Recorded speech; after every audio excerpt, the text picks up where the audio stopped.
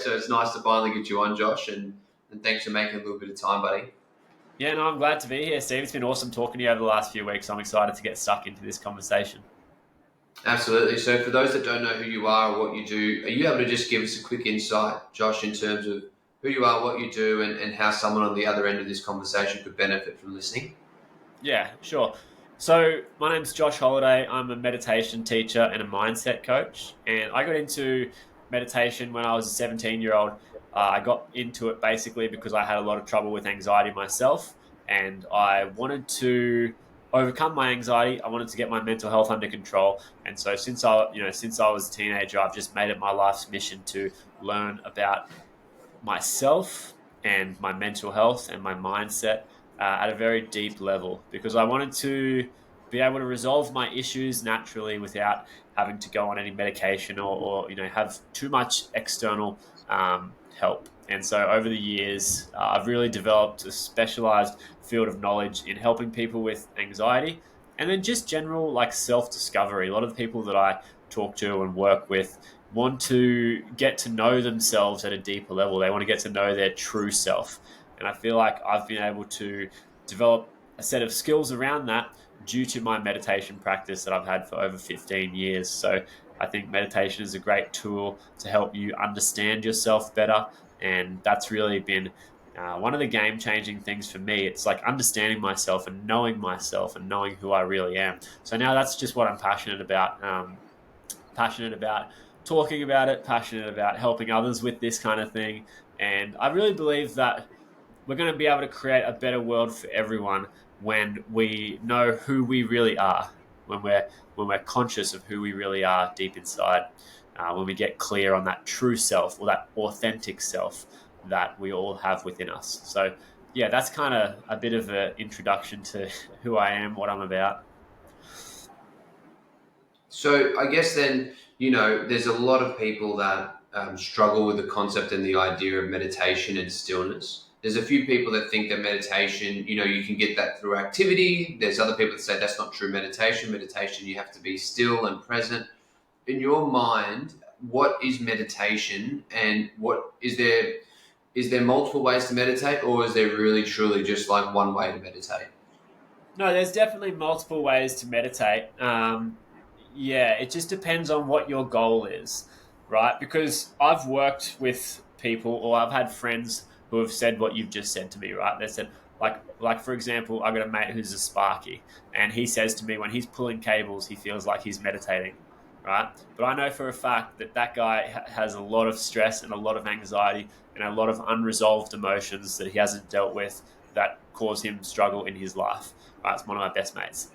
So yeah, maybe you can get into a meditative state when you're pulling cables, or maybe you could get into a meditative state when you're digging a hole, or maybe you could get into a meditative state by going for a walk or reading books. But you're still in a state of doing. So you're doing the pulling of the cables, you're doing the walking, you're doing the digging the hole, or whatever else it is that gets you into that meditative state. I'm not going to say that it's not like a form of meditation. It can be for sure. However, it's not active meditation, right? Like an active meditation is like a sitting down in silence and penetrating through the illusion of your life and yourself and your thoughts and your emotions and everything like that. When you are in this like inactive meditation, maybe it's like you're not really actively focused on concentrating your attention, but instead you are just kind of like mindlessly pulling the cable, for example. You're kind of like adrift, right? You're kind of just like floating along. It's very loose. Whereas when I think about meditation and the really powerful meditation, it's not loose at all. It's very sharp. It's very direct. It's very piercing through through the self and all the concepts of who we are and all of our thoughts about who we are and all of our emotions about who we are. Real meditation cuts through that, but these other meditative states that you can get into by washing the dishes, for example, they're not really going that deep. They're kind of just like, oh, I'm just feeling pretty calm and relaxed, and everything is kind of cruisy, but it's I think it's more loose. You know what I mean? It's not really piercing. Like I find meditation, silent meditation, is a very like piercing process. It helps you to see the truth of who you really are. Whereas when you're using the analogy of pulling cables or washing the dishes or anything, you're kind of just floating around in the in the substance of your own mind without actually piercing through it. Does that make sense? What I'm trying to get at there? Perfectly. I think that really eloquently puts across, you know, because the idea that just because you're being active doesn't mean you're technically meditating. It's Yeah. a form of meditation in the sense that your mind is busy, but really when you're doing self inquiry, you need to have, by the sounds of it, you need to have a bit of stillness. Um, now, Hmm. sorry, you go on. I can tell your mouth is about to move there. I think there's a depth to it, right? It's about the depth.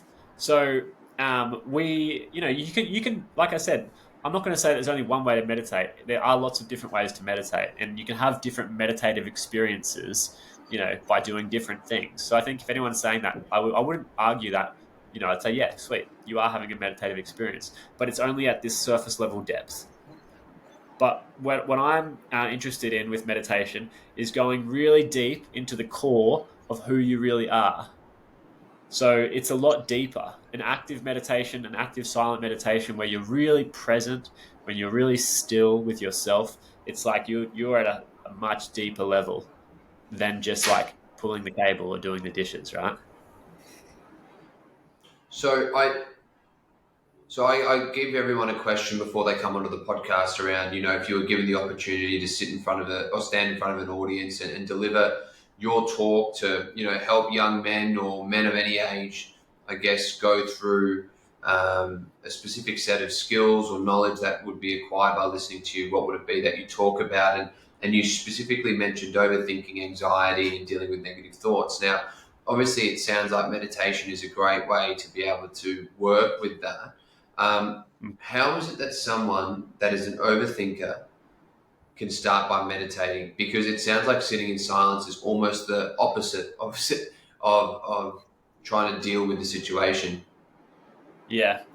So if you are an overthinker, or if you're someone who easily gets stuck in negative thought patterns, or a lot of self doubt, or you're constantly worried, or you're constantly thinking about the worst case scenario, what meditation does is it helps you to realize that you are not your thoughts. So it helps you to create some separation between whatever it is that you're thinking and yourself.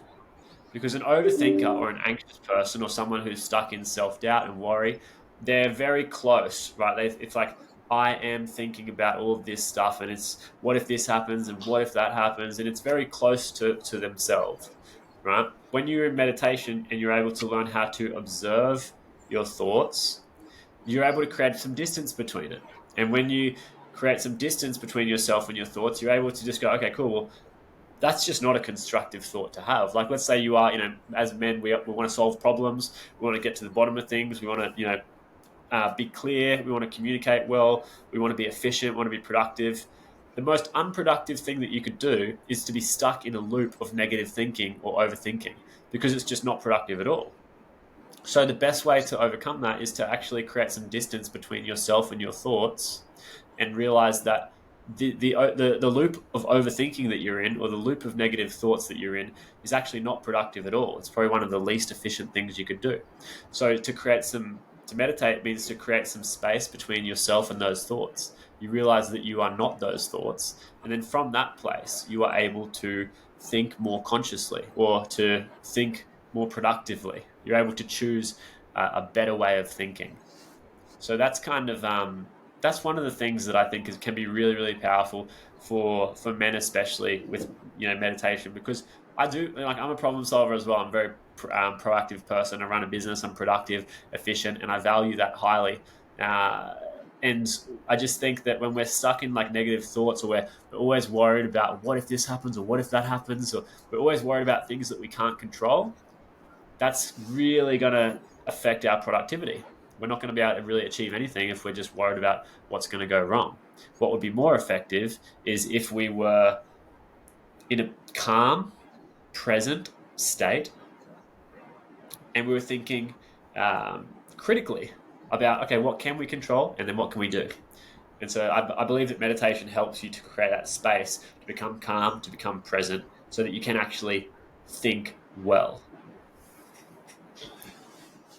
And so then, in terms of getting started, right? Because a lot of guys, like when I first started meditation, so I started it during COVID, and I remember starting it at like 5:30 in the morning, and I'd go Mm. downstairs and I'm like, right, I listen to every single guru, I listen to every single person. They say meditation's good for you. I'm like, all right, fucking better meditate then.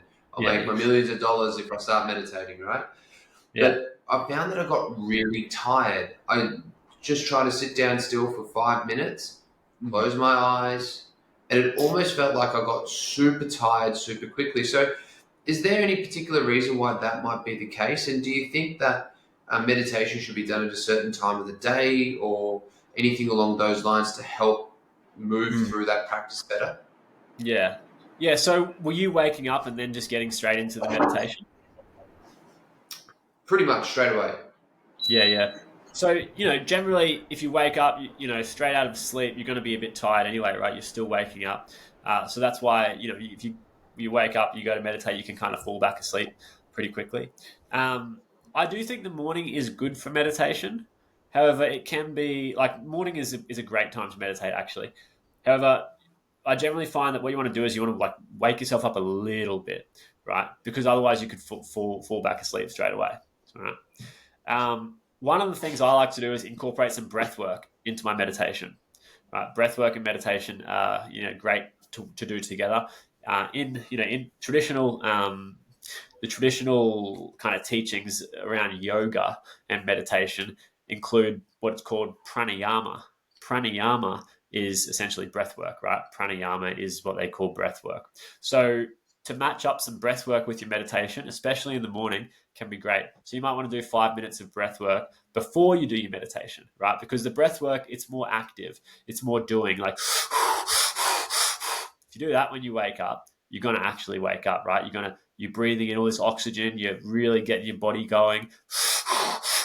So that's going to actually help you to wake up a little bit more, and it will actually help you to kind of bypass all of the what they call the monkey mind, right? Like if you sit down and automatically it's just always thinking, oh, what do I got to do today? What do I got to do at work? Fuck, what did I do last night? Or what do I got to do later today? And the mind starts to go crazy, right? Doing some breath work will shut that down, and it will kind of like fast track you into a calm, relaxed, and present state. Plus, it will also wake you up as well so that you can actually do your meditation without falling back asleep again. So if you were going to do meditation in the morning and you're like, okay, cool, I'm going to start meditation. I honestly reckon it's one of the best things anyone can do, right? Like yeah, it's, you got famous people like Kobe Bryant and stuff like that used to do a lot of breath work as well, right? A lot of sports stars, a lot of high performing people, they all, talk about breath work meditation, even, big wave surfers, stuff like that. Really elite business people, they talk about breathwork meditation or more meditation, not so much breathwork. But if you are going to start a practice like meditation, it's really one of the best things you can do for your mental health and your mindset. And if you were going to do it, but you weren't sure how to start, I would start with like 5 or 10 minutes of breath work and then 5 or 10 minutes of meditation afterwards. And so you could just go onto YouTube and look up, there's plenty of different breath work, meditation, guided practices that you could just start with. And that's how I would recommend people start. That's how I do recommend people start when they come and work with me. Do a bit of breath work, do a bit of meditation every single morning. And, you do that for a few days, you're going to start to notice a change straight away. What are the things that you reckon people will attract into their life the moment they start meditation? Because it's one of those things where obviously people want to have an outcome focus, right? So if they go, oh, I'm going to do meditation, cool, but I don't know what the outcome is going to be. Is there any, based off your coaching experience, Josh, regular outcomes that people tend to get as a result of starting this practice? Yeah, 100%. Straight away, you're going to start to feel more calm. You're going to start to feel more present. You're going to start to develop stronger self confidence. You will become less emotionally reactive. Those are the things that are going to happen very quickly, right? But then from there, it will start to flow out into you're going to start to feel better, you're going to start to feel more confident, you're going to start to feel calmer, you're going to start to feel more clear, you're going to start to communicate better. From there, your relationships are going to start to improve, you're going to start performing better at your job, and you're also going to, after a little while, start to tap into yourself and who you really are and what you really want out of life. So I know a lot of men, they want to find their purpose, right? It's like, how do I find my purpose? I want to do this thing and I need to find my purpose. It's like, how come I can't find my purpose? And they look around and they go, all these other guys are just doing it, and they're on purpose, and they're crushing it, and they're doing so well. The thing is, if you got to know who you are to know what your purpose is, and through meditation, you're going to get all of those benefits first, of like just more calm, more present, more like clearer communication, more confidence, more positivity in your life, all of those things. But after a little while, you're going to start to connect more deeply into yourself, and you're going to start to figure out who you are, and you're going to start to develop a stronger sense of purpose in your life. And you might then start to realize, well, I actually want to change some things in my life. I want to maybe I do want to leave this job, or maybe I want to leave this relationship. Maybe I want to do something different. You'll start to tune into your intuition, and your intuition will give you guidance towards your purpose, towards what you're really meant for here in life. So those are other kind of benefits that you get, right? But to start with, it's just those immediate things of like, you're going to feel way better, you're going to feel way clearer, you're going to start to develop confidence, calm, positivity in your life. But then from there, if you keep consistent at it, relationships will change, work life will change, feelings of purpose in your life will change. Everything, I really believe everything will improve if you start to develop a consistent, breathwork meditation practice, or some kind of like self-inquiry practice like that.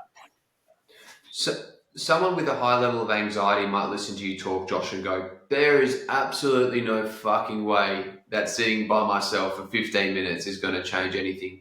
Now, I know for yourself, you're someone that's gone through anxiety, you're someone that's worked through that personally. Can you just describe to me in your best way possible what anxiety actually is, so that anyone listening on the flip side of this can go, oh, yeah, no, he knows what I'm going through? Yeah, 100%. So you just said that a person with anxiety is going to think, no fucking way am I going to be able to do that. Now, a person with anxiety is living in fear.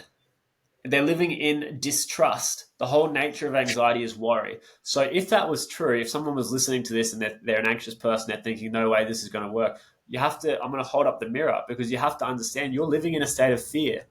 Your anxiety is fear and it's worry, and it's basically it's scared, like you're scared. So there's a deep level of distrust in the world, and even in yourself there's a lack of trust. So it would be normal for someone with anxiety to think that. However, what we need to do, if you do have anxiety and you're over here living in this distrust, right? Let's just say we're on a pendulum, the pendulum's swinging over to the left hand side, and it's like deep sense of fear and distrust in the world and worry about the future. What you have to do if you have anxiety is you have to swing it all the way to the other side, and you have to make a radical commitment to change and to trust and to lean into the discomfort, and to absolutely shift your state of being out of distrust and fear and I'm scared and it's not going to work, and what if it doesn't work. You have to swing it all the way to the other side and just go, what I'm already doing is not working, so let's try something different. Because you know what they say, if nothing changes, then nothing changes. You have to absolutely swing yourself all the way to the other end of the pendulum and change. And that's going to require a huge growth spurt, because you're going to do something that's way out of your comfort zone. But that's how you change. Right? That's how I've helped lots of people change. That's how I've changed. So for me, it meant like I had to stop drinking and smoking. Right? Like I had to stop taking drugs. I had to stop drinking, stop going out. I had to stop, hanging out with certain friends. I had to change my life in a big way. And if you're not ready to do that, then you're actually not ready to get rid of the anxiety. A lot of people say that they want to change, but it's one thing to say that you want to change, and another thing to actually commit to the change. So yeah, I think that's kind of what I would say. Do you think there's an innate essence of people enjoying their own victim mindset? Like, I'm an anxious person, that gives me a reason to not do things. that's my label, that's the way I am. Oh well, so be it. I guess that's my curse. Sort of shit that you is that stuff that you see quite a bit. Yeah, it's a false sense of safety. So we think that it's safer to stay as we are. It feels safer, and it unconsciously, it probably for us it feels like it's true that yeah, it's just safer to just stay like this. Right? It's safer for me to change, to not change. I was talking to a guy the other day, right, on Instagram, sending messages, and he was telling me he had problems with smoking weed and doing drugs and stuff like that, and drinking and all the rest of it. And we talked about some options, and I said, okay, well, I've got this one this is like a course that you could start with. It's pretty affordable, right? It was like $150, and he said he couldn't afford it, and I said, are you still buying ounces every week? And he said yes. And then I was like, just don't buy an ounce this week and jump on the program. And he's like, oh, I don't know. I can't live without that. And I'm like, well, you're not ready to change then. So, but it's because unconsciously he felt more safe by, doing what he was already doing, drinking, smoking, all of that, than he was in making a commitment to actually change. So the commitment to actually change felt more unsafe for him than just continuing to do the same thing that's Mm. got him into the problem that he's already facing. So people need to like wake up, because it's like they don't realize that the things that they're doing are keeping them stuck. And actually the things that they're doing create this false sense of safety of like, this is comfortable. I'm just doing this thing and this feels like it's just me, right? But that is what's got you stuck in this loop of anxiety in the first place. So you have to, I always say to my clients, you got to get over yourself. And with men as well, right? Men can be very stubborn, very like full of pride.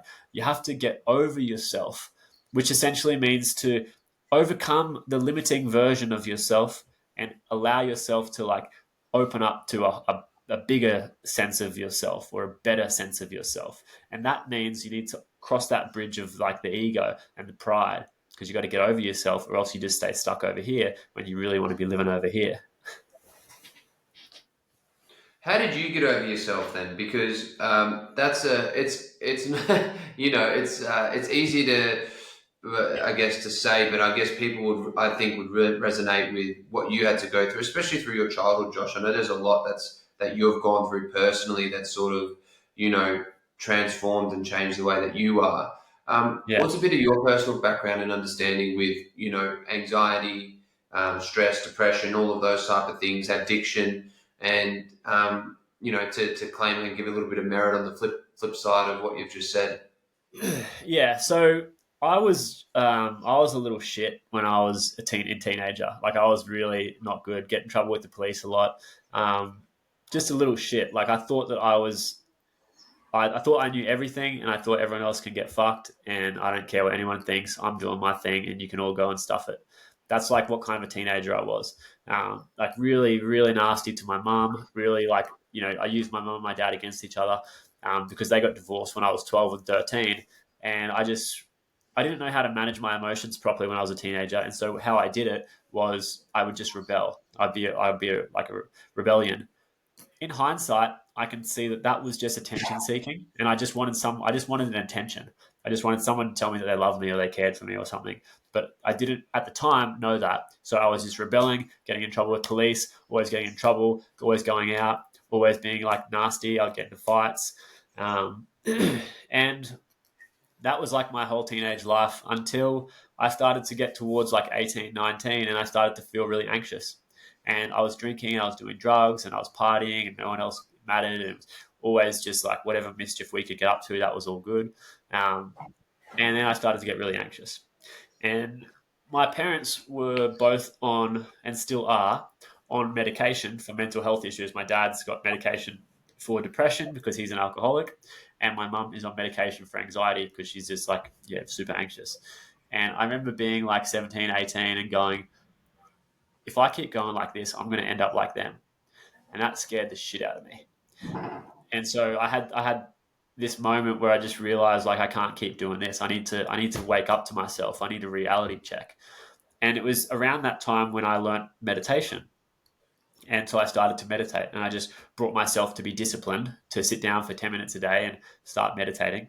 And then through that process, I was able to get over myself.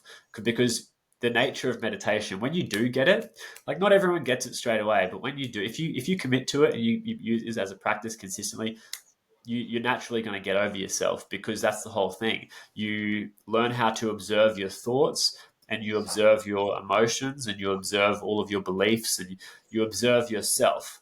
And when you start to really get that, and you start to get the, oh yeah, I'm observing myself, you realize that the only way that you could observe yourself is from a higher level of awareness. You have to have a higher level of awareness to observe yourself. And when you can come up to that higher level of awareness, you start to go, okay, well, maybe this drinking isn't good for me.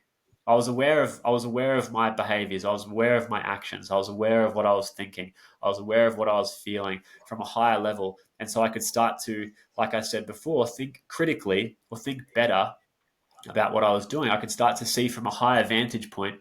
If I keep drinking alcohol and doing drugs, I'm going to end up like my dad, like, just completely fucked relationships, and in his 50s, and just like got nothing really. Um, he's got a functioning business. He's a businessman. He's a functioning alcoholic, but no relationships, no like one to grow old with, and even us kids aren't really good. Like got good relations with him. And I thought, if I just keep doing what I'm doing now, I'm going to end up like that. And I thought, I Mm. can't do that. And so then I had to go, okay, well, I got to stop drinking. I got to stop, taking drugs. I got to stop being a little shit. I got to get myself in order. I got to go to the gym. I got to go to work. And I got to take care of myself. And so that was how I was able to get over myself, was to realize that everything that I was doing was leading to a very dark path. And I didn't want to go down that path. So I actually think that I was very fortunate to have realized that at such a young age. Um, but yeah, it takes a level of humility to realize that maybe some of the things that I'm doing aren't going to be good long term, and that's what I had to realize. How quickly can someone get positive change in their life? Because to go through the stage where you're like, you hit your moment where you're like, holy shit! Like, if I keep going down this path, I'm going to end up like mum or dad. Yeah, How long did it take you, or how long have you seen it take, let's say, your clients to get yeah, from a state of, oh my God, I'm going down a spiral that is uncontrollable, to, hey, I've got mm, some level of stability now. It may not be perfect. They don't have to turn into some coach or anything like that, but to go from yeah, downward spiral to stability, I mean, how quick can that happen for someone? yeah. So for me, it took ages. Like it Good. took me years, because I kept, even after I had these initial realizations, I still was attached to my old self. So I didn't just straight away stop drinking and stop smoking. I still had attachments. I still needed to overcome that. I think I had addictive tendencies all the way into my mid 20s, until I decided to go sober for a whole year. But I was always trying to do it all by myself. So from when I was like 17, 18 to like 25, I tried to do that all by myself. And I was doing the meditation and stuff like that. But it took me like 7 years to get myself in check, like properly. That was when, and then I took a year off drinking. And when I was 25 years old, that was the defining moment for me. And then I didn't even start getting coaches until after that, until I was like 26. Now, that was my story, trying to do it all by myself. But my clients that I work with, I've worked with people who have severe, debilitating anxiety. And within 16 weeks, between like 4 months to 6 months, it's all gone and they're totally sweet. Um, so for me, it took a lot longer, because I tried to do it all by myself. For my clients, I know for a fact between 4 to 6 months, they're going to completely change their life. What do people tend to be anxious about? Like, what are the two or three most common things that people are anxious about? Yeah, it's usually social anxiety, so fear of judgment or fear of what other people are thinking.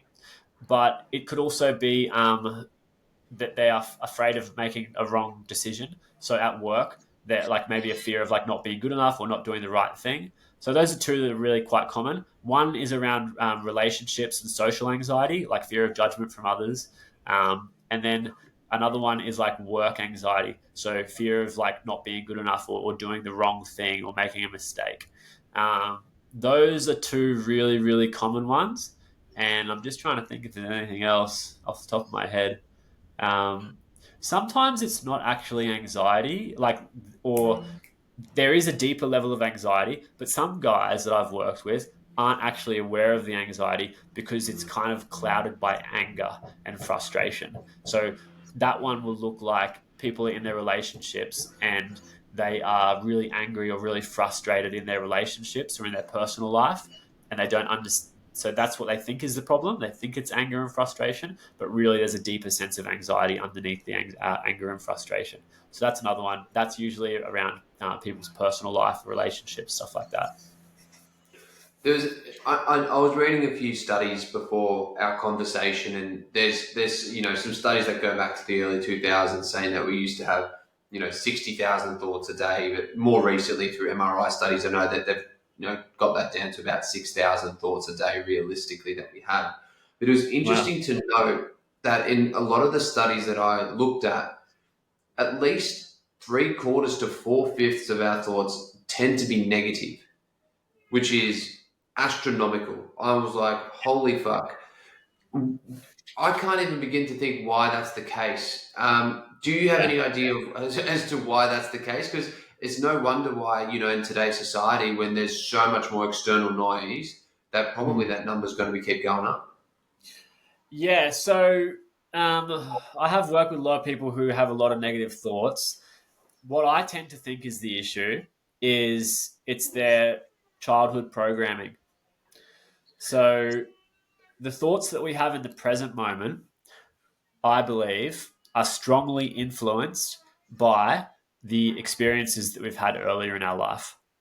So the experiences that we have earlier in our life create our belief systems, and then we are going to be thinking uh, in alignment with our belief system. So, for example, let's say that you had something happen to you when you were younger, and also, for the guys on this listening to this podcast, it might be like I know I'll talk to a lot of guys, and they say like, oh, I don't have any trauma. My childhood was pretty good. You might think that you don't have any trauma or that your childhood was pretty good. Like I used to think that as well. And so my dad used to like hit me and stuff like that and beat me up a little bit. I got kicked in the leg one time, which was really bad. Before I started to do this kind of work, I just thought that's not, it is what it is. I probably deserved it. It wasn't that bad. My childhood was pretty good for most of it. But when I started to do some deeper work on myself, I realized I visited one of those memories where dad kicked me up the ass. And what I realized was, like I always said, oh, that's not a big deal. It is what it is. It's fine. Tried to put on that brave face. But when I did some deeper healing work around it, I realized that when I was like, 7 or 8 years old and I got kicked up the ass, and then um, I was just left alone. So I got kicked up the ass, I was left alone, and I was just in agony, like pain, right? And when I was able to do a little bit of inner child work around that, I revisited that version of myself and that memory. And that younger self was experiencing this deep feeling of being alone, of not being cared for, of being afraid, of feeling like I was a piece of shit, like I was not good enough, like I was a bad person. And so that's the trauma, as you would call it, right? It's like there was a younger version of you, and you might think, oh no, that was all good. It wasn't really a big deal. But if you go back to that younger version of you and you actually get to know it a little bit, you'll see that you were just some kid that was just like hurting, right? And you were in pain. And that's just one experience, but there's lots of other things I could talk about around this. Now, why I'm sharing that is because those experiences create your sense of identity and your belief about yourself. So for me, right, that was just one event that happened when I was quite young, but there was a few other events that were kind of similar to that. And so when we are in those younger years of our life, we are forming our sense of identity or our sense of self. We're creating ideas, we're creating beliefs about who we are and what it means to be in the world. So for me, if I had these experiences where I felt like I was a piece of shit, I felt like no one loved me, I felt like no one cared for me, no one supported me, and that I was a bad person because I probably I did hurt my brother, so I probably deserved the kick, but it created this belief system in my mind where I was a piece of shit and I was not good enough and I was bad and I was alone and all this kind of stuff. So the reason why I'm sharing this is because if you have all these events that happen when you're younger, when you start to get older, you're going to think like that.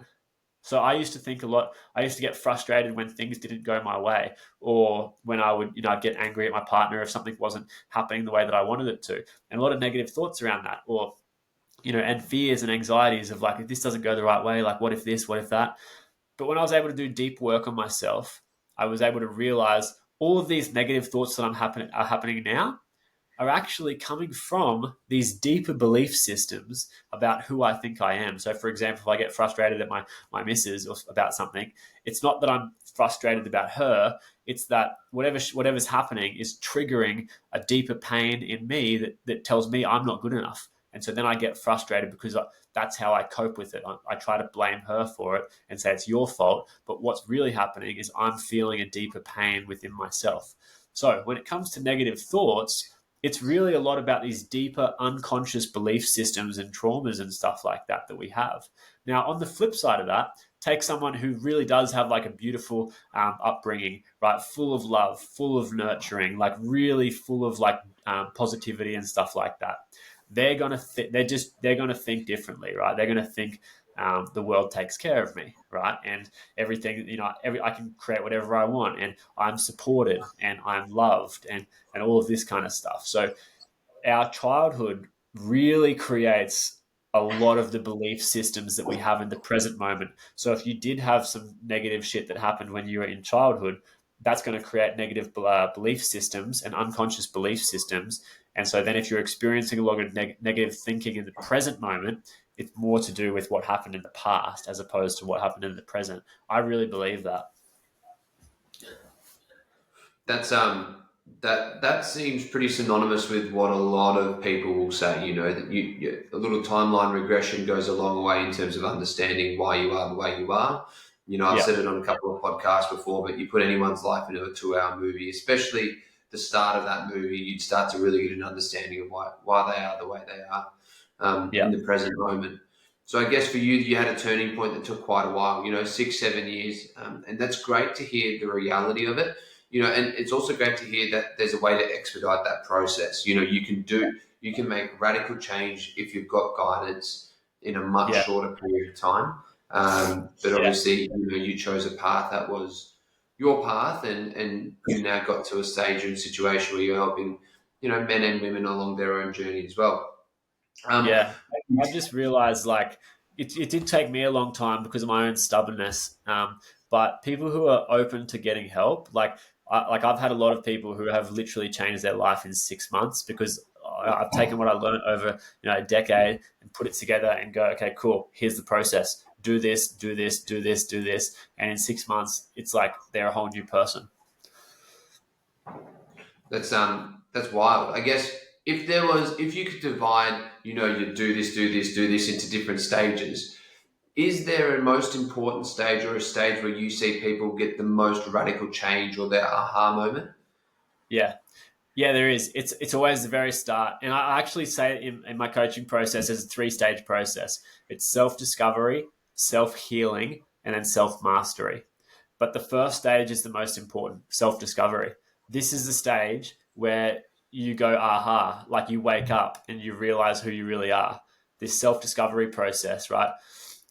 Everyone, like I talk to a lot of guys, and they meant like I really don't know who I am, right? Or even yesterday, I had a chat with a guy who he grew up playing a lot of footy, right? He was a big footy guy, and he said that ever since he stopped playing footy because he had some injuries, he's just been anxious ever since. And he said, I just really don't even know who I am, and this is so common. Lots of people, they just don't really even know who they are, or they've got this identity but it's not really who they are. It's just an identity that's been formed through childhood, through their environment, through their conditioning, through their school, through whatever.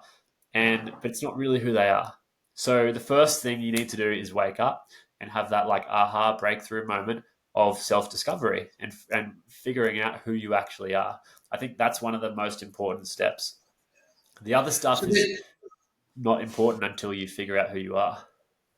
I mean, when you say who you are, that sounds like super subjective. Like, is it like for me, for instance? Let's say I wanted to play professional sport, professional cricket for the whole part of my childhood up until I was about 30 years of age. Yeah. Wasn't able to play at the pro level, played at a decent level. But once I stopped playing, or what kept me playing for a long time was my ego of still trying to want to be at the top, even though I'd sort of passed it, right? Yeah. Um, so if I was to then write down who I am, is it like a mission statement, or is it like an understanding that I am not I'm not attached to any particular thing or outcome. I'm just a person that's living in the present as a byproduct of what's happened in the past and ambitions in the future. Like, how do you succinctly put that in a statement for someone? Yeah. I don't think it's a statement. I think it's like a deeper connection into the self. I think it's a spiritual thing, to be honest. Um, yeah, it's not something that I would ever try to put as a label on someone, or like even a statement. I think it actually goes beyond words. It's yeah, we have our identity and who we think we are and all this kind of stuff, right? And we can have these mental constructs about who we are, like you're the footy player, or the podiatrist now, or the podcaster, and all that kind of stuff.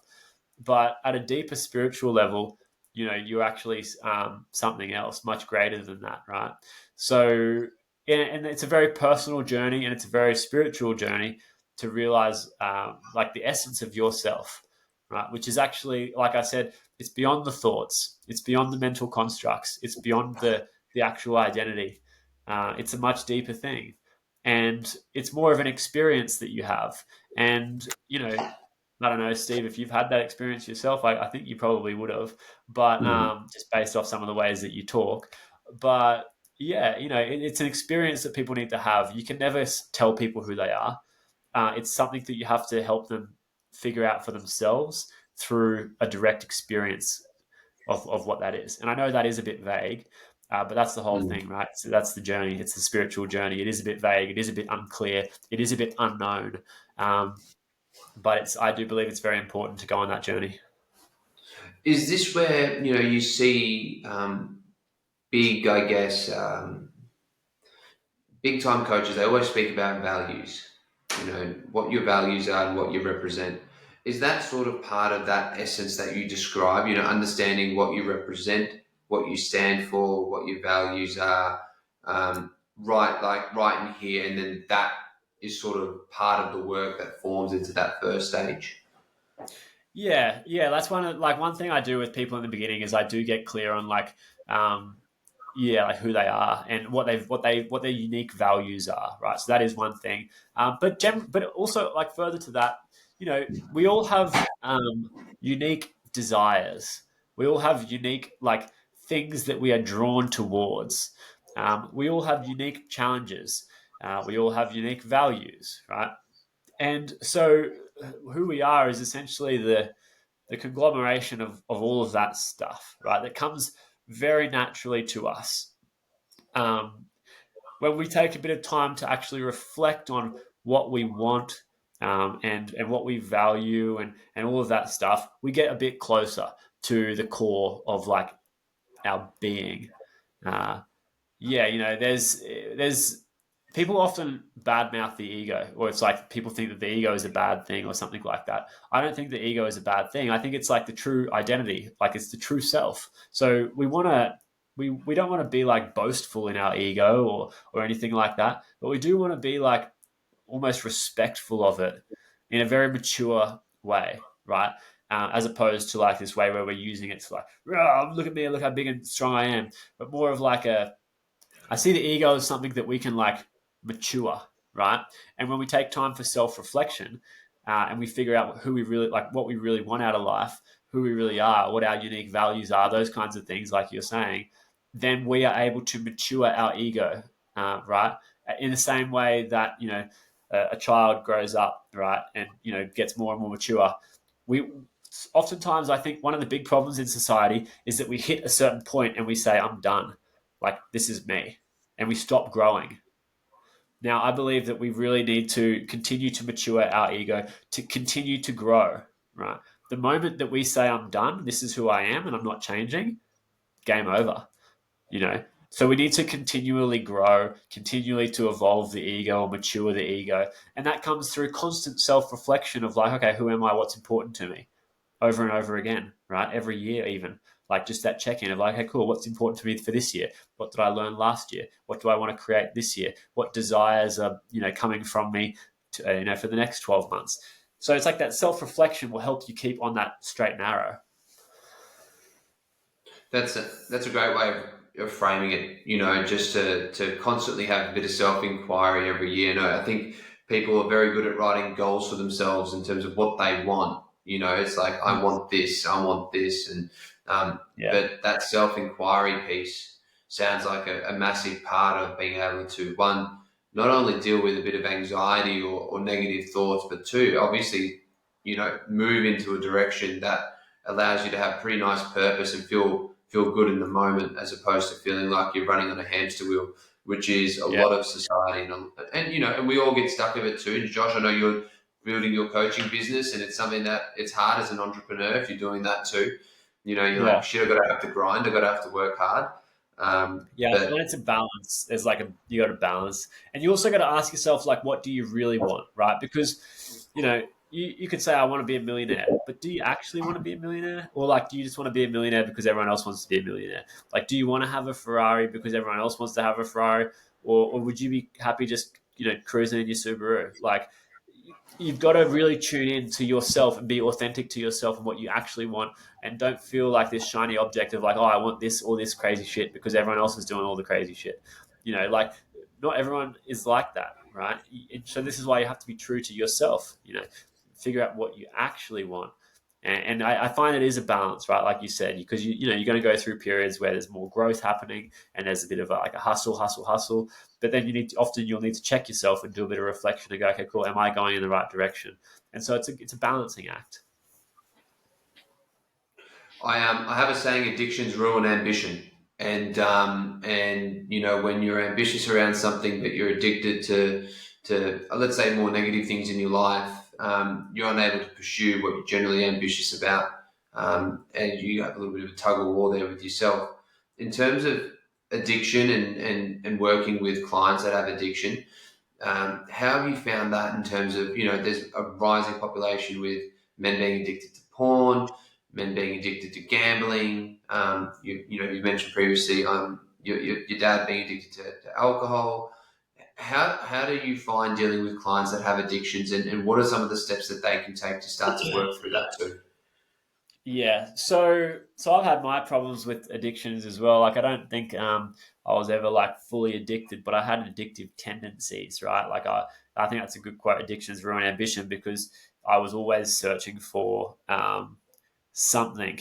And when I was going in taking the wrong vehicle of like drinking or doing drugs, I was never getting anywhere, right?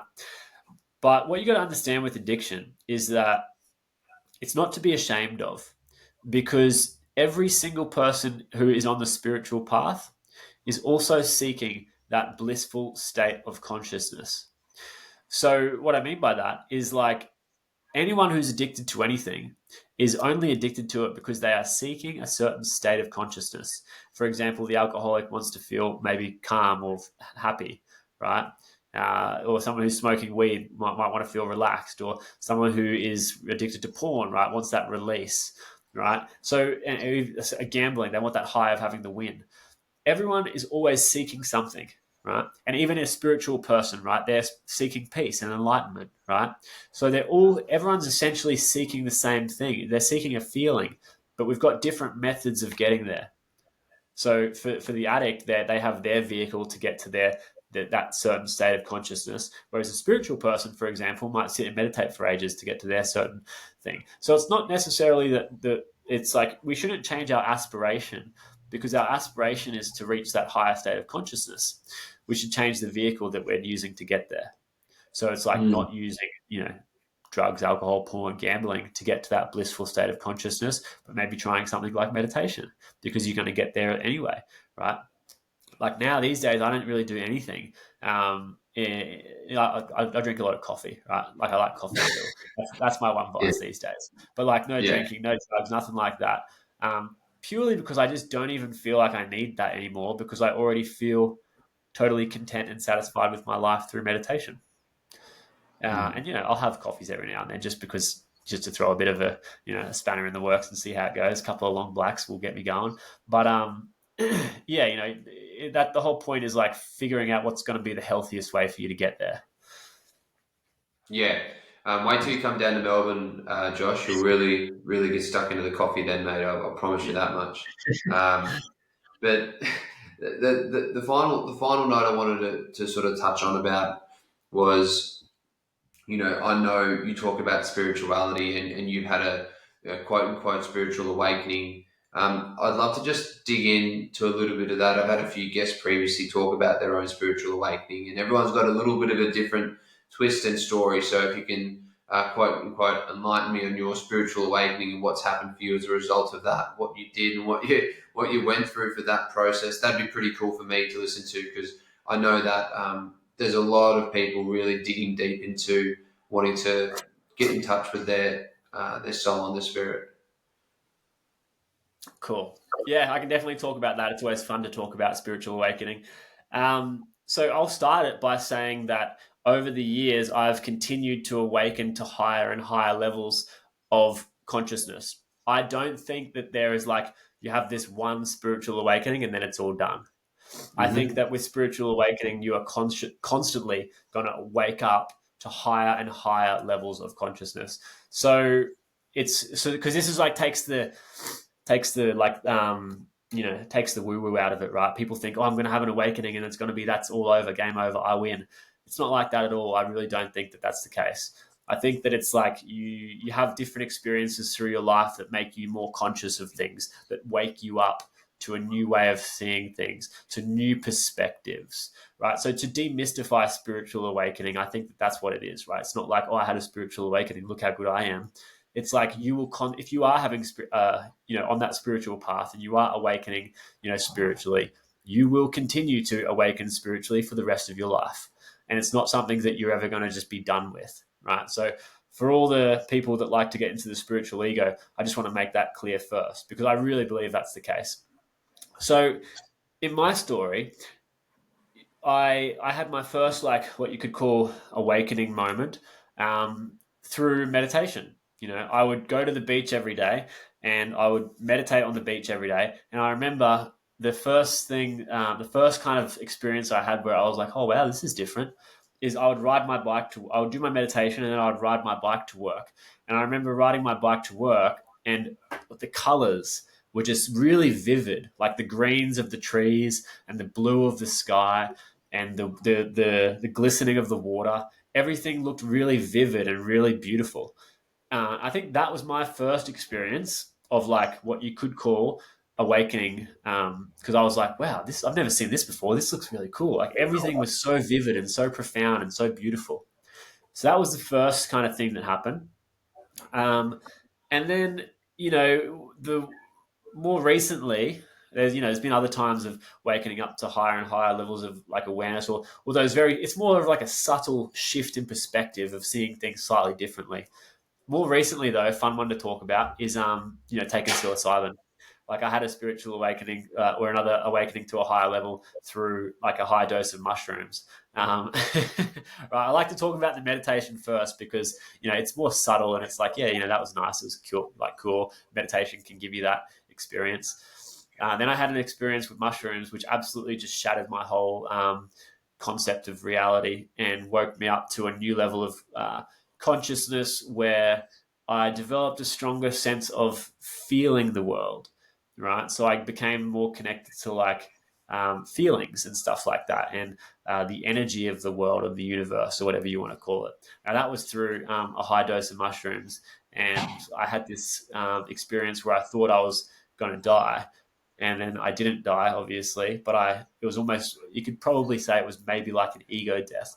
But the thing with an ego death is like, if you do have an ego death, same thing happens. Ego comes back, right? So you're Yeah. not going to ever have an ego death and then you're not going to have an ego, because maybe a part of the ego will die, but then, you're going to keep going through life and you're going to recreate your own ego again. So that's another thing with ego deaths. People think about it in a funny way, but it's not like you have your ego death and that's it. It's like, even if you do have an ego death, you're going to recreate the ego. So I had an experience where I felt like a part of me died, But then afterwards, I felt very connected to the universe, and I felt very connected to like feelings and like even random things like the wind and stuff like that for a little while there for a couple of months after that mushroom dose. I felt like really connected to nature. And then I had another mushroom dose where I had this another awakening, and I realized I didn't need any more mushrooms because I became really present. I was sitting around the fire, and I just became so present, and I realized I don't actually need this anymore because I can get this in my meditation. It was like I felt this moment where it was like this is exactly the same as what I get to in my meditation. And so I had this insight drop in that I don't need to do that anymore. So yeah, that's what I'm saying. There's been all these different like things that have happened over the years that have like woken me up to different ways of seeing the world and different ways of perceiving the world. And I don't think that's ever going to end, right? I think that's a whole part of the spiritual journey. So yeah, it just helps you when you understand, when you have those experiences that make you understand the world a little bit differently. It also makes you just understand yourself a little bit differently. And, that's like the spiritual path. I think it's just when you're understanding, you have a wider capacity to understand others as well. And so when you understand yourself more deeply through, spiritual awakening, for example, you're going to be able to understand others and have a wider capacity for like compassion, and love and all those kinds of things. That's kind of how I see it. It's pretty cool because I think people think that you have a spiritual quote unquote awakening, and then all of a sudden that's it, you're done. Thanks very much. Cheers. Yeah. Where it's like we said earlier in the podcast is regular self inquiry is always going to be an important facet of your life. Just like Mm. setting goals and knowing the direction that you're moving towards. And I think basically what you've done there is you said I'm always going to be curious of myself, but I don't need to always go down whether it's psilocybin or psychedelics. I can use my meditation as a way to get there as well. So that's pretty cool. Yeah. Um, Josh, if people wanted to find out more about you, mate, if they wanted to reach out to you, touch base, especially regarding anxiety and meditation, those are the two things that we've spoken a lot about today. Yeah. How can they find you? What's your social accounts or your website where people can reach out? Yeah, so I'm most active on Instagram, and the handle is it's Josh Holiday with two L's. So it's Josh Holiday with a double L. That's where I spend most of my time on the gram, making reels and stuff like that, sharing stories. But also, you can check my website, which is www.mindlaunch.com.au. So MIND launch.com.au. That's my website where you can see like the different offerings I have. I have like a free community, which is helpful for people. Then I have like a low ticket kind of affordable membership style thing to help people with anxiety. And then there's also details about the one-on-one coaching on there as well. Awesome, awesome. Thank you so much, Josh, for coming on. It's nice to get the opportunity to talk to you and understand a little bit more about your thoughts and processes and philosophies around how people can get started. A lot of people don't know how to get started, and I reckon if they've listened the whole way through, they now know how important that first step is, and if they can take that first step, well, geez, it's going to change their life for the better. So thank you very much, Josh.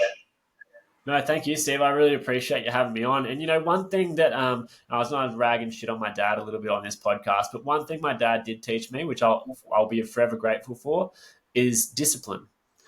And that's one of my values, and it's one of the things that I teach all my clients. So people don't know where to start, right?